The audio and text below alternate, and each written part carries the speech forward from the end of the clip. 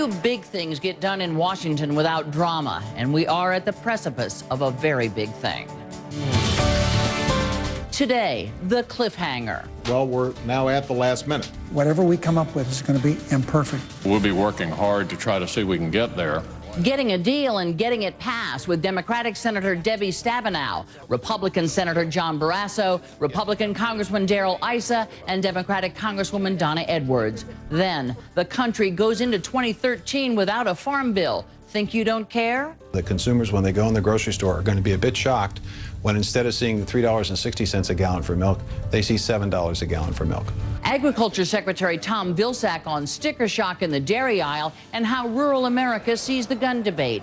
Plus, the politics of the fiscal cliff and 2016, yes, 2016, with Matt Bai of the New York Times Magazine, the Washington Post, Karen Tumulty, Gerald Seib of the Wall Street Journal, and CNN's Jessica Yellen. I'm Candy Crowley. And this is State of the Union. If silence is golden, perhaps something is up, because we haven't heard much about whether a deal to avoid the fiscal cliff is in the works or out of the question. In what passes for a sign of hope, Senate staff members spent Saturday shuttling papers, presumably containing proposals, between Senate Majority Leader Harry Reid's and Republican Leader Mitch McConnell's offices. Both the Senate and House are meeting today. Joining me to talk about where things stand, Republican Congressman Darrell Issa of California, Maryland Congresswoman Donna Edwards, a Democrat, Michigan Senator Debbie Stabenow, also a Democrat, and Republican Senator John Barrasso of Wyoming, from the great state of Maryland, by the way. Thank you all for being here. So what's up? What is happening that you can tell us about? Well, there's a lot of work going on, Candy, right now on both sides of the aisle in the Senate to come to some agreement. And to me, there really is just a very basic principle, and if everybody agrees, we can go forward. And that is, don't hold middle-class families hostage to the debate about whether or not the wealthiest Americans should get another tax cut. I would argue we can't afford it as a country. But the question is, are we going to allow middle-class families to see their taxes go up while we have this debate? And if we can agree that we will continue tax cuts for the middle class, I think everything else begins to fall into place. So who's working at this moment? Are you all involved in this in any way, shape, or form? I mean, if lots of work is going on? I've been in touch with those this morning who are involved in this. There is no deal yet. I continue to hope for a bipartisan agreement today. But what we're seeing here is a monumental failure of presidential leadership. The president's the only person with a pen who can sign this, and it's the president's responsibility to work on something that the House will pass, the Senate will pass, and that he will sign. But he is outsourcing this. He continues to campaign and lecture when he ought to be focusing on the #1 problem that hurts us as a country, which is our debt.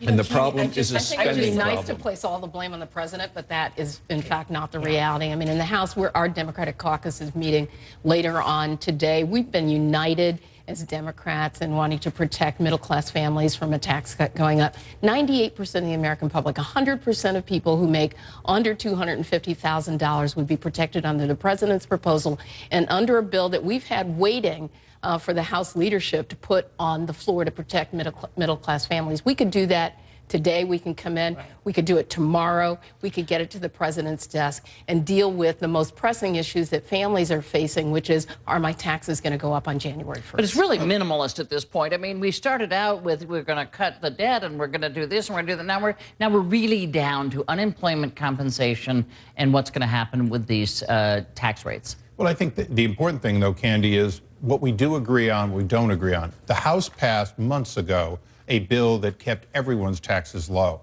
Now that's, depending upon you score it, $50 or $60 billion difference between the current president and Democrats' position. That's with the $250,000 and under keeping their tax rate. Everybody else gets a tax. But understand, I live in an alternate reality. I grew of age in politics during the Clinton administration, watched former Speaker Pelosi and many of the leading Democrats, Harry Reid, vote for the tax increases under Bill Clinton that, in fact, are the taxes we would go back to if we do nothing.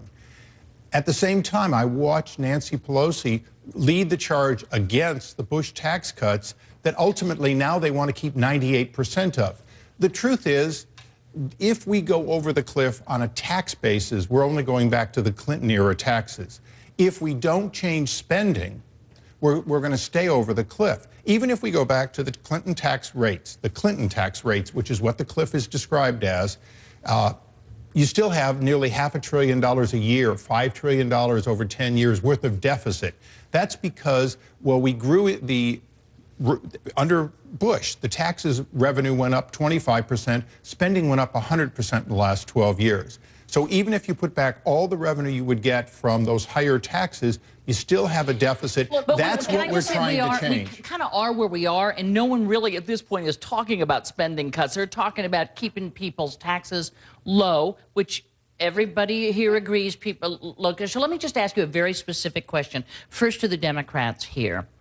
If they came out with a deal that said, all right, we will keep tax rates for those making $400,000 or less, would you vote for that? Candy, I'm willing to come to the middle. I think we've got to all be willing to compromise and come to the middle. But I want to say something else that is very important. And that is, for 2 years now, we have only been focusing on spending cuts. In the last 2 years, we've put in place $1.6 trillion in spending cuts. We have put in place spending reductions under Medicare of over $700 billion by cutting overpayments to insurance companies and so on. The only thing that we have not been able to get any agreement on is whether or not the wealthiest Americans should be part of the solution. That's what this is about. So let me give you a chance to talk about the spending cuts. We've already done tax cuts.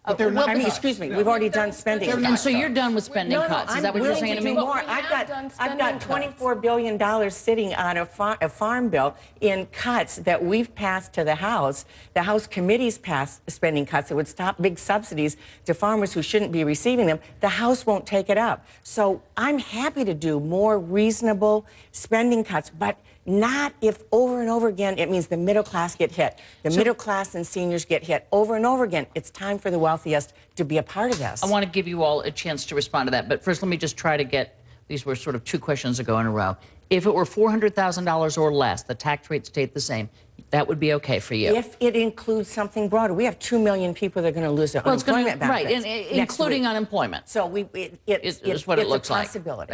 How about you? The president proposed $400,000 as a balanced approach to try to negotiate. The reality is the president ran on $250,000. Come January 1st, tax cuts for everyone will expire. We have a majority of support in the Congress, Republicans and Democrats, who actually support providing tax cuts for people who make under $250,000. To the point, would you vote for something if it came out, all right, let's extend unemployment benefits and it's $400,000 or lower? Would you support that? I think I want to look at a balanced package. And if $400,000 is part of a balanced package, then fine. But if it's not, then you know what you're going to get if you get anything, right? It's going to be an extension of unemployment benefits and somewhere along the line retaining tax rates for whatever one defines it. Look, my question: Republicans actually rejected the $400,000 obsession level with increasing tax rates, and people across the board say this does nothing to deal with the spending problem that we have in this country. Nothing. He's fixated on what may help fund the government for 7 days a year. Completely ignoring the other 358 days a year. You have to focus on really what's going to save this country, and we are not there, and the president is doing nothing about the addiction that his administration and he has to spending. He's the spender in chief. And Candy, I can't let Senator Stabenow say what she said and not correct the record. Those $700 billion, this wonderful savings, it all went into Obamacare.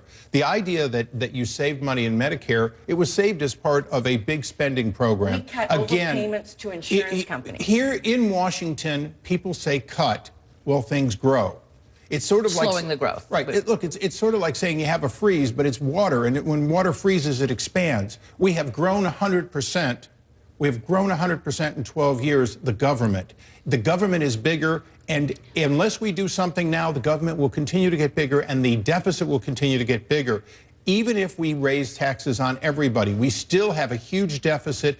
If we do not take on spending, then the cliff may not seem like a cliff, but it will be a downward slide to make us like Greece, no longer a viable economic power. Hang on, we'll continue this. I want to take a quick break.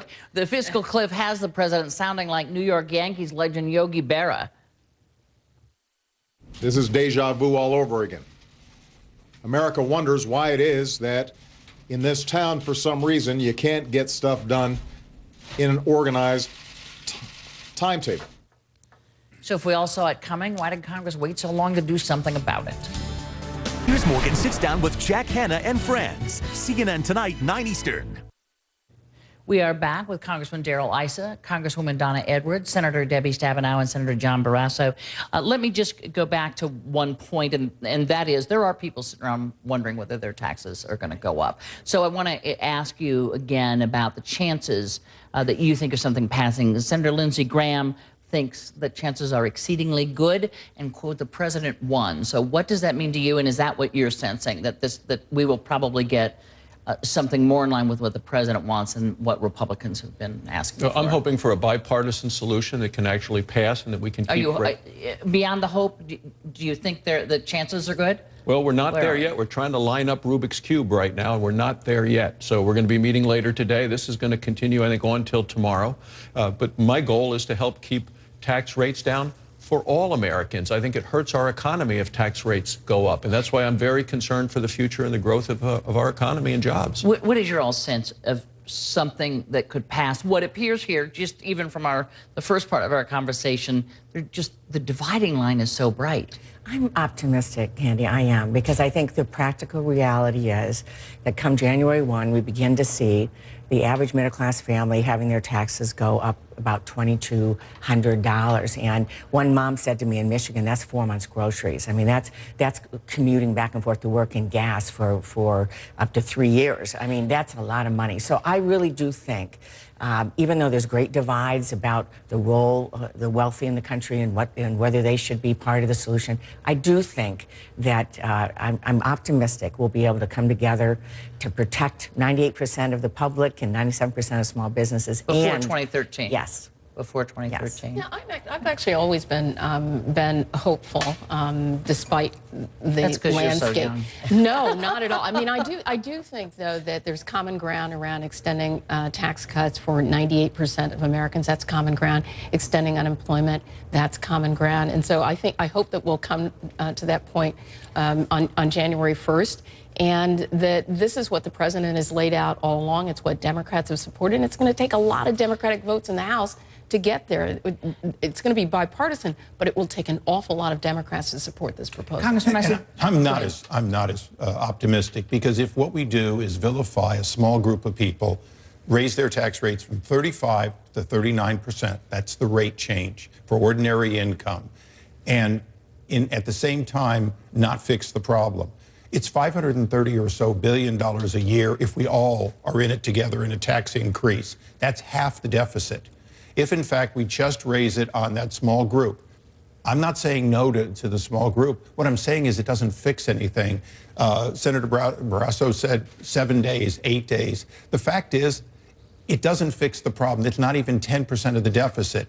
So if we ignore spending at this juncture, think that we fix anything by vilifying the rich, what we've done is divide America without giving any real solutions to Americans. But you also have a situation where you have Republicans who don't want taxes raised on anyone voting against something that would at least keep them low for some people. Is that, I mean, do you know what I mean? If the president had offered up $100 billion worth of tax increases disproportionately on the wealthy, and $400 billion worth of cuts, he'd had a deal in a New York minute. But when you offer up $70 billion worth of tax increases on a relatively small 2%, 1% of the population, and no cuts, and in fact ask for a stimulus that would consume all of that money, you understand that we're going to vote on $60 billion for New York and area relief for Hurricane Sandy. That's going to consume a full year's worth of this tax increase that's proposed. Let me just go back. It's so important because we've had 2 years now of debates about all of this. Each time we've only done spending cuts that hit middle-class families and senior citizens the most. We are at a point where we're saying no more.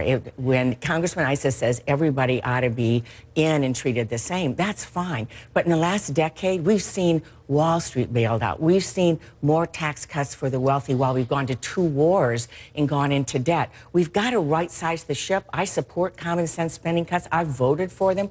But it is time for everybody to be all in. But and not that enough, means you would the agree. wealthiest. The debt is $16 trillion. Well, there's no so question, you're not, there's you no know, question about it. But right. we've seen business people come together across the country saying they're willing to give a little bit more. The CEO of FedEx said it's a Washington myth that somehow allowing the taxes to go back up to the Clinton era time will impede growth. I mean, the reality you're this is talking common $532 sense. billion of increases. This is about everybody participating to solve the problem. Let me try to just sort of wrap this up, because the alternative to not getting a deal between the 2 Senate leaders and something that could pass the House is the president wants a straight up or down vote on something that contains the $250,000 tax rates and under staying the same, extension of unemployment, I think something with the alternative minimum tax, keeping that in place so that middle-class people aren't hit by that. So if that comes to that, if it comes to that, just that, will Republicans stand in the way of that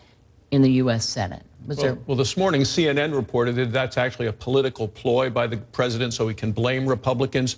The president has now maxed out his credit card. He's going to want to raise the debt ceiling again. We hit that debt level tomorrow night. That's not included in any of this. So we're going to continue to focus on cutting Will you stop spending. It? Will you stop it? That's I don't think anybody's I gotta going to stop go. it, but I'm not sure they have the votes The president to pass and the it. American people deserve an up or down vote, and the president Republicans does not should deserve commit an up to or that. down. The process under Nancy Pelosi when she was Speaker, we didn't get votes. Under Harry Reid, he's got hundreds of bills bottled up that would pass if they came to the floor of the Senate.